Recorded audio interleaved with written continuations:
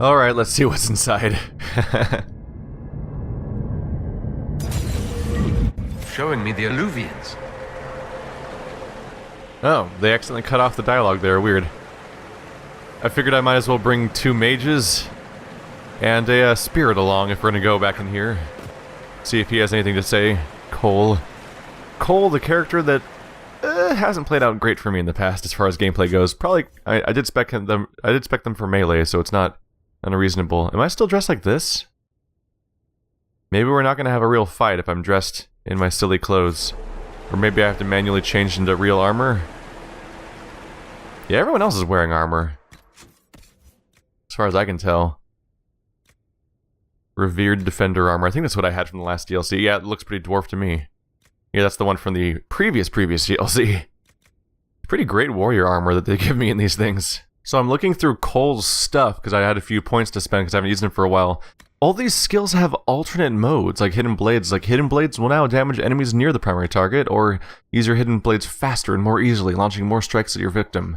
Like, there's, as far as I can, yeah, like, a ton of skills have 2 passives now. And I assume that's everyone? Yeah. Whoa.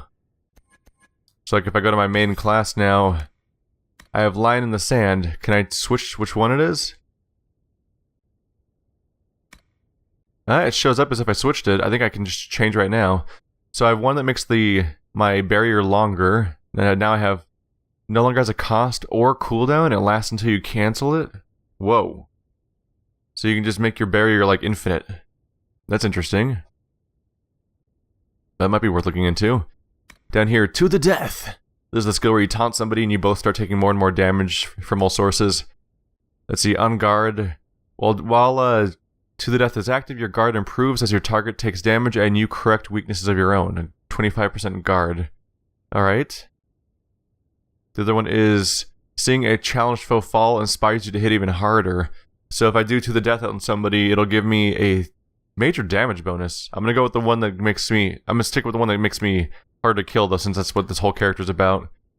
Every check that strikes you while walking Fortress is active gives you more guard. I probably want to keep that, because that's how one of my ways of generating tons of guard. But the other one is all of the damage you take while walking Fortress is active is converted into focus. Oh, that's interesting for sure. Except I don't use my focus ability very much as the Inquisitor a whole lot. I don't know, I really like the guard thing. That's interesting though. Now you have to go back through all of your previous decisions and like try to figure out which versions of attacks you want. God damn. Like Sweet Revenge, Payback Strike. You do more damage with Payback Strike, and if you're recently taking damage, you also stun enemies. That's the one we've had since the beginning of the game. This one is, it now taunts enemies. Oh, I definitely want that. Something that makes me a better tank. Shield Wall does not slow you as much, versus blocking with Shield Wall costs less stamina and generates more guard, but you cannot move while blocking. I'll go with that. You're already covered in enemies in the first place. That's the basis of tanking. So having it be like you're a super tank, yeah, that's my whole build. This is the shield batch attack. The upgrade makes it shield. It makes you launch forward and do bonus against guard. The other one is enemy struck with shield bash now does no damage with its next attack. Oh, that's interesting. Huh. That's a little rough. Do I want the bonus against guard or do I want the reducing attacks coming in? I think I like that. I think I'm gonna keep going full tank on this character. So the one that makes my opponent not do damage with the next attack. Sprinkling that in throughout the fight means I'm just taking less damage in general. I'm not going to show this for every single character because we'll spend 15 years doing this, but I wanted to show my recustomization of Vasti since apparently they added these. I don't think these were here last DLC. I don't remember seeing weird double icons everywhere. It really is best to play some of these RPGs like a year after they come out, isn't it? So Warcry upgrade is even more armor versus Warcry echoes across the battlefield, catching more enemies and taunting them for longer. Ooh, a better... Do I want more armor or do I want better taunt? I like the idea of better taunt. That's one of the main things that's one of the issues I've had with Vasti up to this point, is that he he's so hard to kill, but he doesn't do good enough at actually just getting people to attack him sometimes. So throw the gauntlet, hitting somebody with challenge temporarily increases stamina generation versus you can now challenge as many enemies as you want with no cooldown. Oh fuck. Yes. It has no cooldown? Absolutely. I'll switch over and make that a high priority skill. Did I already do these ones? Walking Fortress, yeah. Think that's everything out of my current skills. Let's go to Tactics as Vasti then. Make that a freaking priority skill.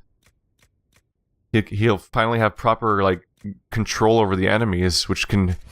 that should make the fight so much more controllable, especially with if Cole's around being a rogue that I don't want to get stabbed all the time, because he's still dagger rogue.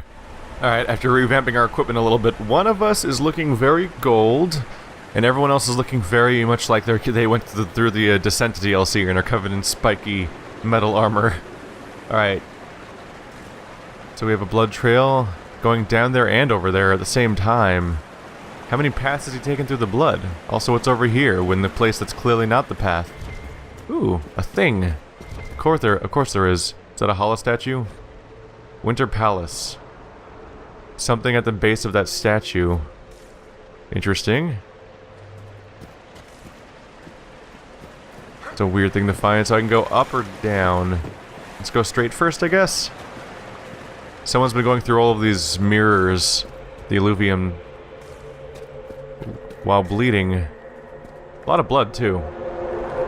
Judging by the bloodstains, he tried to get through here. This mirror doesn't look broken, but it's inactive. Maybe there's a way to unlock it. What do you guys know about mirrors? So I assume this is why it's called Trespasser. It's kind of a twofold already. Someone was going through our party. Oh yeah, it's Trespasser because the Canary were here, of course. But also we're trespassing in that we're back in this weird eluvian world again, where we kind of don't belong. Howdy, y'all. Anything stashed back here? I gotta check, right?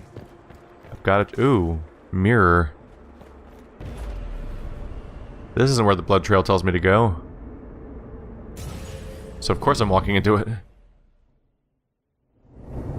This goes everywhere, even places that aren't anymore. Goes to places that aren't anymore. Oh! I've been here before. Wait. Is this from the Circle Tower in Dragon Age 1? Is that where this room is? Book of Butterflies. The book opens to reveal thin slats of wood and glass. Pinned to cushions inside the slats are confusion of colorful butterflies. Some are as small as a chopper, others with a wingspan as large as a hand. Engraved on the front are words, "In celebration of your 20th anniversary, with the fondest well wishes, Countess Lutetia." Where am I? So there's weird fake documents. I'm not even going the right way right now, but it's here, so I want to look at it. Moonlight on the Feast of Shadows. The front cover of the novel has a group of armed men and women fighting a horde of imaginary monsters while a winged horse with a horn flies in the background against an enormous rainbow. There's a text on the back. In the far future, a disparate group of men and women from all corners of the land band together to end the unstoppable evil. As the bold adventurers go from traveling companions to friends, will their secrets and desires tear them apart? Cloud Lunedly. An ancient elf pulled out from time, his brawny warrior scholars seeks only to return to her liege in the distant past, and the voices calling her forward aren't what they seem. Ren. This mysterious thief used to sing in taverns while deftly lifting items from the wealthy. Many have fallen in love with the diminutive heartbreaker, and Ren has a dangerous pact with a sinister figure in the shadows. Lancaster Marlowe. A gifted but eccentric mage traveling the wider world for the first time, Marlowe's ambition for power is matched only by an uncanny ability to thrust his new acquaintances into danger. Alana Brightstone. A knight of low birth under a mysterious curse. The idealistic Brightstone seeks to bring honor to her family name while divesting herself of calamitous death magic that may doom everything she holds dear. Tilka, an orphan of great resolve. Young Tilka seeks to restore the balance of magic in the world. To do that, she must seek guidance of her foster parents. If she can find a way back to the surface of the moon... What? Not all may survive their journeys, for these are the perils of a land unrecognizable, a time immemorial. Join them in the moonlight of the feast, the shadows, the end of the 13th age. There's a note slipped in the novel. Enjoy the book, my dear. It's Lord Fleming's most ambitious yet. I'm not sure what a moon whale is, and at times there is a scandalous amount of attention paid to young men's backsides, but I doubt that will put you off in the slightest. Wow. I made the joke earlier, or inference at least, that the open area at the beginning of this DLC was like an excuse to throw a bunch of writing at us that they hadn't... obviously some of it was catching up us on characters, but a lot of it was like, oh, we wrote all this stuff and now we don't really have a place to put it. Here, it's all in this courtyard.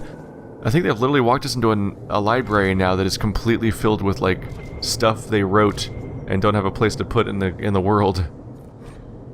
A faded letter. This unsent letter is dated 9/41 Dragon, a month before the opening of the breach.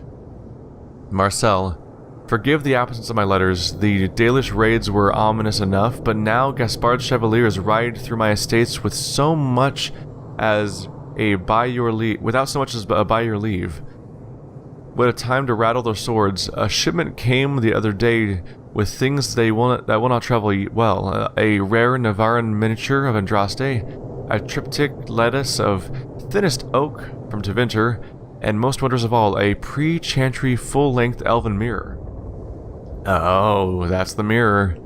The mirror was discovered after an earthquake near Voldorma brought to light an unplundering elven ruin. I purchased the entire lot. There was some other minor artifacts and trinkets, and the mirror has quickly become my favorite. My wife insists that we leave soon, and I suppose she is right, but I cannot bear to leave it behind. I will send the mirror when I am safely in Valriel, then throw a party where you can marvel at it yourself. Warmest regards, Joanne. I could be wrong. They might have used this location at some point in this game too, but I'm pretty sure that this is a location in the Tower Circle at Lake Calenhad in the first game. This library's like exact layout and the way that it's just condensed with books. We've seen that before. I think we found that symbol on the wall when we were looking for Hawk. Not Hawk, sorry. When we were looking for the previous Grey Warden on the Grey Warden quest. It's over here. Illustrated periodical. Notable changes. Chevaliers serving Duke and us will now carry shields with dovetailed dividing lines instead of their previous flory. Lord Frothier of House Egel will join in union with the Lady of Valclan of House Source. A full-faced mask in the Montesmerdin crimped style, containing 2 colors from each noble's line heraldry, may now be worn by first and second cousins of either household. Lady Westmouth of Denerim will join in union the Lord Pierre of the House Venure. A half-faced domino mask, black with white trim, rubies, pearls, opals, may now be worn by Lady Westmouth's direct relations. From a panoply of faces and an illustrated official listing of heraldry and masks within the Blessed Empire of Orlais, issued quarterly. I think I just read that without absorbing even the slightest piece of information from it, to be honest. Alright, what's the loot? They'll hurt the helpless unless we stop them. Psych, there's no loot, it's only death. What are these guys? Level 27 Arcane Horrors. What level am I again? 27. Alright, it's all matching me again. Corpse Archer, is that everybody? It was all a trap, you guys. It was all a trap. Alright, I'm gonna say focus fire on Corpse Archer. That'll give us an opportunity to wipe out the, we can try to take out the ads right away. Wow. Wow. I'm amazed just how quickly Cole was able to die. He should be pretty capable of, like, crazy spike damage, given the right opportunity. Oh yeah. Damage is certainly happening. Overall, though, it's a basic fight, so I think I can just let it happen for the most part. There we go. Alright. Vasti, for the love of... Alright, Vasti. Taunt that guy. taunt that guy. Should have done that at the beginning to make sure that Vasti had everyone's attention. Is there a guy back here? Oh, it's just the Arcane Horde teleporting. So, 39,000. 48,000. Alright, well this one's clearly our target then. This one's our target, but Vasti, make sure you've taunted this guy since we can just spam that now. Since we can spam that, that really enables us to have a lot more control over who's fighting who. Let's go put a hole in this guy. Alright. Vasti's taking damage, has no guard, so I'm gonna have him do Walking Fortress. You don't have barrier. Oh, you're not Dorian. You're Cole. Alright, we'll take manual control of Cole. Let's get Dorian back up. We could use a second barrier caster ready. Alright, ow. Flanking attack, motherfucker. I'm behind you. What are you gonna do about it? Hahaha. I can do a lot of damage when I'm behind people like this. Oh yeah. Got a lot of damaging attacks here. Okay. Oh, I was about to say Vasti's about to die, but he's barriered. Vasti, are you even attacking anyone right now? Let's see. Lowest damage. This guy's 21,000. Ah, they're both low. I targeted the one that had high health with Cole and definitely put a dent in him. Let's do manual control of Vasti for a second here. Everything I can do to gain attention. Anti-projectile barrier. Will help Vivian at least for a little while. Alright. Walking Fortress activated. Where'd he go? Come back here. Excuse me. Need you to come back over here. Whoopsie. That's not how you tank. Alright, we got that more or less. And we burnt through all our potions. Good start. Is Dorian dead again? Oh no, that's my rogue. Never mind. He's just in stealth mode, I think. Is that why he's glowy? Oh yeah, he's in stealth mode. Bam. Got a lot of damaging skills on this guy. Can I get the loot now? Am I allowed? The Hand That Cuts. 20% critical damage bonus. The following stacking bonus is gained on ability usage. 2 pieces, 10% attack speed. 3 pieces, 10% movement speed. 1% heal on hit on 4 pieces. Taken shape. This ring grows unusually warm when slipped onto a finger. It pulses slightly and steadily as if with the wearer's heartbeat. The Hand That Cuts. Notes on methods of enchantment. The writing on these papers aches to be looked at, shimmering slightly as if under an enchantment. The notes are handwritten, but each letter is perfectly uniform as from a printing press. Notes on the first attempt. Improper valences in the bindings woven into the materials led to catastrophic unraveling.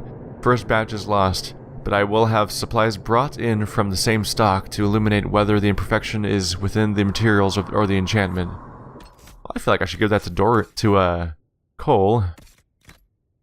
What are my rings right now? See, I've currently got critical damage bonus and flanking bonus. Here's a critical damage bonus with bonuses. So we'll just go ahead and unequip that one. And equip that one in the empty slot. The Hand That Cuts. So if I get ability ability usage, or when I get more, it must be an item set.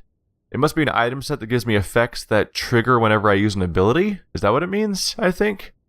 So the Hand That Cuts must match other items somewhere, perhaps within the Fade. And if I'm going through this area, if I'm going through the Fade and picking up weird magical sets that give you damage bonuses, kind of makes sense to give them to Cole anyway. He is my spirit rogue. Wow. This is just a totally optional area you could have not walked into, huh? And it had all those documents and a really interesting looking item. And our first fight of the DLC. Oh yeah, I think they put time into this one. I'm just happy there's already more story in this one than there was in most of Descent, which was kind of bookended. There was some front-loaded story and then a lot of story at the very end that had... Trail leads to this mirror. Yes, Vasti, I can see. But I'm going over here instead. Descent was bookended, where like the end had tons of it had tons of story that had major ramifications about the Dragon Age universe. Oh, nothing else around here. But the middle part was mostly like, alright, we're sure descending a tower like it's Legend of Grimrock. Elven ruins. I'm not sure we're even in Orlais anymore. A vine-covered tower. Oh yeah. If you want to have a like, if this is gonna be the citadel of this game, then if you want to have the big send-off where you get to have a big fulfilling experience where you get to cram as many things into one DLC as possible, you definitely introduce definitely bring back the mirrors and let us travel wherever we want, Doctor Who style. That's where this heads. Oh. It's like a canary, probably? Another Canary, dressed like the one in the Winter Palace. They must be from the same faction, both girded for war. Door? No? It's definitely a big, crazy eluvian mirror area. Okay, I know, I can see you. I know what's behind you. Well, I don't know what's behind you, but I know that there's something behind you. Another mirror. This probably is not the obvious way forward, right? This is probably a side area. Again? I'll check it out. The smoking tower. Something straight ahead. Where am I now? Ow! Pain. Automatically triggered walking fortress just by walking through it. Ow, that really hurt me. Oh, I was probably supposed to walk through that little area. Superb Belt of the Inferno Pact. Fire-based abilities are much more powerful at the cost of large amounts of health. Jesus. Alright, I'm a little more apprehensive about that one. Giving that to Dorian could be scary for damage, but also scary for getting him killed really hard. So it's a big burning area, broken piece of wall. Where am I right now? We're in the mountains. There's multiple buildings out there. There's a building in the middle of the lake. Could that be... Well, I mean, it's not very tower-like, so it's probably not the Chantry Tower. There's a whole party of people over there. They're all Fade people. It looks like a piece of Elven Tower. That's probably where one of the other mirrors is going to take me in a moment. I just can't access it yet. Did I get hurt again? I just went into... Oh, I'll just activate Walking Fortress. YOLO swag. Yols. Yeah, look at all that guard I just got. There we go. Oh man, do I dare give it to Dorian? I feel like it's just gonna slaughter him. I'm really worried about that. He does a fair amount of fire spells. I'm hesitant to throw that item at him right away. He's already a pretty fragile part of the party. Is this? Am I the other part that I saw from before? Oh, that could be it. No, not quite. Look, your barrels. They definitely want me to explore this area. Oh yeah, here's another one of these. I don't need your nuanced walking around things stuff. I can turn invincible. Belt of Urgency. The wearer of this belt gains a large boost to attack speed when below half health. Just go ahead and give that straight to Cole. He'll probably spend a lot of time at low health anyway. He's the rogue. Giving him a significant attack speed bonus seems probably better than... What does he have? That's a ring. Shit. What's his current belt? Magic defense? Yeah. Urgency sounds way cooler. Yeah, large boost to attack speed at low health. That'll be an interesting experience. You go get him, Cole. My cooldown's not back. What do I do? What do I do? Oh wait. Oh wait, I can't walk when I do this anymore. My bad. Ow! Ow! Ow! Okay, well I'm dead I guess. I want my armor back. Give me that guard. Oh, now it's not giving me guard. Oh well. Oh well. Those are weird little things. I can always just be like, hep up. That'll take care of most of it over time.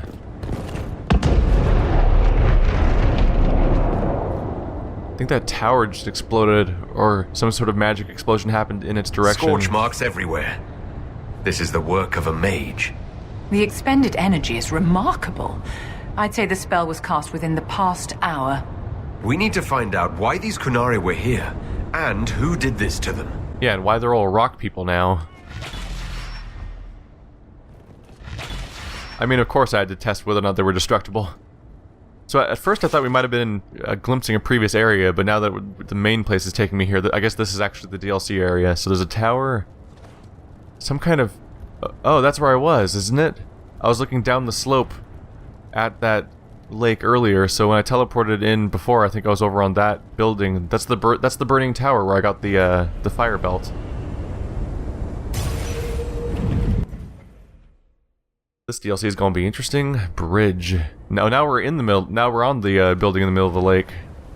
There's someone fighting. Over there, Kunari. If we want to know why they're here, we've got to get across to that island. Oh, we can't. There's a... It's not open unless this thing does something. Broken statue sits atop a pedestal. So I need a statue, apparently. Can I look any closer? It's Kunari fighting... Looks like Kunari are fighting spirits. There's like purple silhouettes fighting them. So it wants me to go into either of the eluviums. Is this one not open? Oh, it's broken. Anything stashed behind it? Nope. Well, that narrows down which one I'm going to go through. Well, this is definitely something different. I'm interested. The question is this going to be a puzzle about how to get that bridge open, or is it just going to teleport me across? Oh, there's the burning tower over there. So now we're in the burning tower. That's the place where I got the belt earlier. And here's the spirit things. Oh no, are they Avar? I don't want to fight Avar again with their dumb hammers. These guys are dicks. Howdy, y'all. Can we just talk? The elves bound a spirit here. It feels old. Very old. What does it want?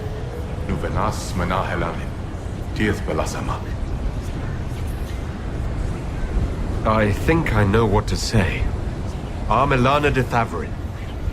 Rivas Evanuris. Yes, good. It was part of a ritual. A secret greeting from those Fen'Harel trusted. If Mithal's Well of Sorrows knew this, were they close? Friends, or... I'm not sure. Way to go, Well of Sorrows. Yeah, Morrigan's not here to save me today. So there's something that you don't get if she does it. I'm sad that Morrigan and Hawk just vanish from the story shortly after their usefulness is done. I wish that those were more permanent characters to have around. Morrigan's more understandable. She's at least around for a while to the conclusion of her storyline, but I guess Hawk was technically too, but it feels really weird that Hawk just shows up from Dragon Age 2, and then it's like, alright, which one do you want to save? And it's like the one you save is like I'll save him over the Grey Warden, I guess, and then you never see him again. It's like, oh, but I saved his life. Well, that's gonna hurt. Walking Fortress. Pain. Crumpled note. This unsigned note is written half in Kunlat, half in the common tongue. The lettering on the Kunlat looks shaky. 10 more in today. No one saw me. If more instructions, please use second drop point. More people on the ground soon. It has better cover. Are these Kunari? A letter by the Kunari? Yep. Why are they translating it into our language? Definitely Kunari. Did the Kunari live here? These Kunari were running when they died. Let's find where this battle began. Whatever this magic is was devastating. Superb belt of Storm Pact. Electricity-based abilities are much more powerful at the cost of large amount of health. I'm really concerned about these these belts that make you cast powerful spells but probably slaughter you. I don't know. It's hard to tell how applicable. I mean, how reasonable those belts might be if you use them on Nightmare difficulty, which is where I am. Might be something fun to put on your characters when you're playing on stupid Sleepwalk difficulty. Here's that freaky door we saw from across the way. Can I break this? Yay! Get out of my way, I'm an Inquisitor. Wolf's Welcome.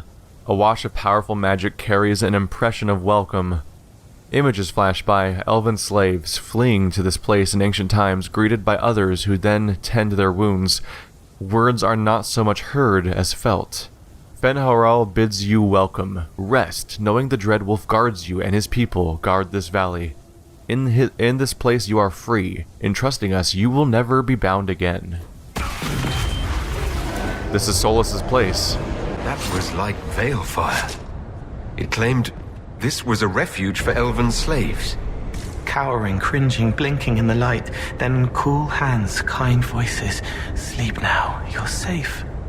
This whole valley was a sanctuary created by the dread wolf Fen'Haral. Curious, then, that the Dalish speak of Fen'Haral as a monster. Oh yeah, 2 mages and a spirit were the right people to bring on this mission. This entire place built for Solas. And there's powerful magic happening everywhere. Is it the return of their god? That eluvian only took us a short distance. That's the same lake we saw from the other tower. Vasti, you're a little slow on the uptake. I talked about that like 10 minutes ago.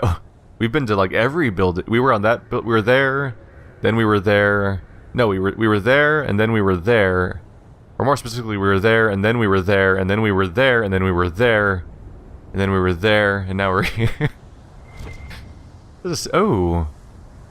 This sure looks like the kind of paintings that Solas makes. Except there's a... Ew, why is that rock not have painting on it? Why would they paint it after the rock stuck out? They presumably would have painted it before the rock stuck out, so there should be a piece of the painting on the rock. Ooh, there's loot up there. But I have to drop down to get to it. Yeah, I'm guessing this is all Solas returning to his temples, and he might be eradicating whoever's here. Maybe the place was taken. Maybe there's spirits here, and like that it's actually taken over. Oh, maybe the Kunari took this entire place over in the time since he was gone, and he's summoning his spirit allies in order to fight them. Because Solas has always had an affinity for spirits for what have become more obvious reasons. It's got to be what we're going with this. I mean, it's literally a temple for him, and we know he's back. Hey, dragons. That's very How to Train Your Dragon looking. If crazy magic's happening in a Fen'Haral temple, it's gonna be because Solas is coming up again. Spirits, can we get along? Please? This can't have happened too long ago. The blood's not even dry. Do you have to fight them if you don't get the right greeting at that one spot earlier? I wonder. Like, did I circumvent a whole bunch of fighting by doing that? Or is there a way around it for everyone? What's down here? A painting? A portrait? A sock. It's a picture and a sock. I can't look at it up close, really. So it's hard to know what it is. Definitely want to drop down to find out what that item is, though. Let's take a look-see. This place is beautiful, by the way. The environment in the distance isn't super deep. It's a little janky, like draw distance problems and stuff, but cosmetically it's great. And I value visual design over listen to Dorian. I value visual design over listening to Dorian. I like to look at him more than I like to listen to him talk. Where's the drop down?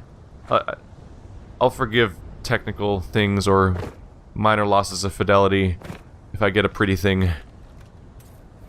Oh, it's just gold? That's boring. You cost me time, gold. You cost me time. It's not. Is that where I came? Yeah, that is the portal I came from. I was just double checking for a second. Oh my god! I had the minor brief moment of panic of like, did I go past a portal that clearly goes somewhere and not look at it? Because that seems like big boo boo on my part. Anything on this side before we talk to Dorian? Ooh. That wall looks kind of collapsible. Nope, there's another layer behind it. Want to be sure. I'm being thorough as shit because this is like my last bit of Dragon Age and I want to get everything out of it. Hey, Dorian. Here we go again. What a change of pace from the Winter Palace. A clear sky, a beautiful view, and yes, Fields and fields of stripweed as far as the eye can see. That's it, Dorian? Okay, yes. Basically what I was already saying. Look at this, it's all pretty! Yep, this is elven, oh, alright. I think I prefer their aesthetic over the Orlesians. Alright, thanks for not attacking me, spirits. The promise of Fen'Harel. A wash of powerful magic carries a pang of hope. Images flash by. A man in a wolfskin standing with a group of freed slaves, clasping one's arms in friendship. Words are not so much heard as felt. Fen'Harel has been falsely named a god, but is as mortal as any of you. He takes no divine mantle and asks that none be bestowed upon him. He leads only those who would help willingly. Let none be beholden but by choice. This is Fen'Harel, helping former slaves as a mortal, not a god. Worship makes you more. He just wanted to help. Fen'Harel sounds like quite the rebel. The old elven gods must have simply loved that. So Solus is trying to reinvent his... Is this all... Are these old messages or are these new messages? Is Solus trying to reinvent his image? Is he grappling with what his legacy has become?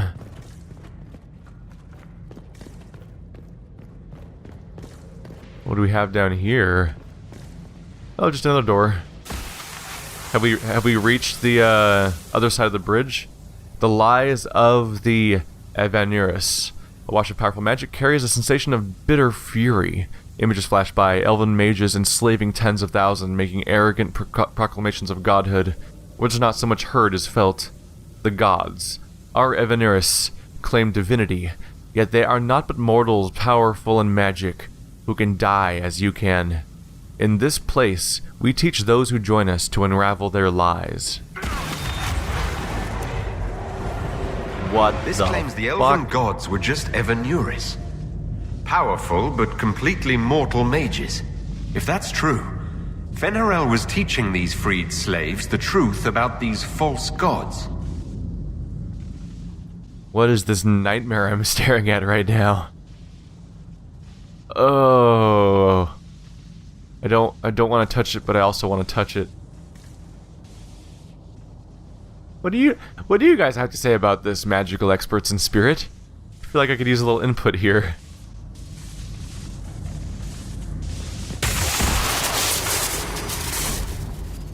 Anchor Discharge. The anchor now automatically generates focus over time? What? Discharge the accumulated focus with left trigger and L3. Discharging the anchor makes your party briefly invulnerable. Well, there's a tanking ability. Anchor also glows brightly for a short time, lighting dark areas and revealing objects hidden there. Are you hurt? I'm not sure. It stopped at least. It generates focus over time. I guess if there's no, if they locked off the entire game before this from us, then they don't have to worry that much about balancing issues. So L2 and L3. Howdy, y'alls. What all's around here? A bunch of statues that look angry at something. Anything around here besides the crystal, the dark crystal, the shard? This looks like it fits into that pedestal by the broken bridge. Alright. So I can just... That's interesting. So I can just be a... So I can make my party temporarily invulnerable and generate focus over time. Interesting. And it makes me glowy green, so we'll probably be using that periodically to move forward through some of these places. It's an interesting new power and an interesting new way of using focus. Because it's been a bit optional up till now in some ways. New mark abilities. Somehow the Inquisitor's getting more... Still getting new things this long after the mark was even taken care of.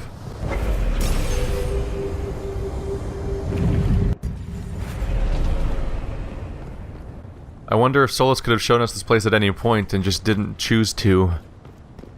He was keeping a lot of secrets from us.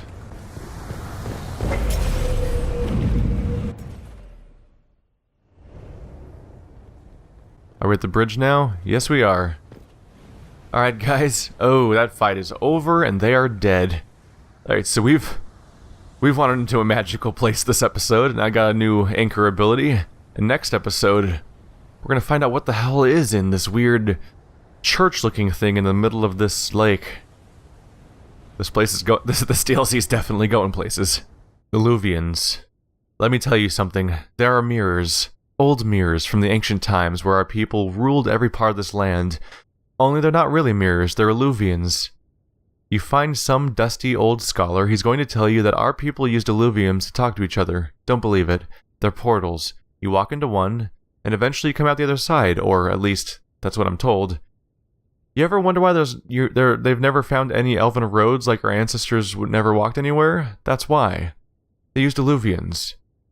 And there's still eluvians in the old places today. Some of them even work, and Briala knows where they are.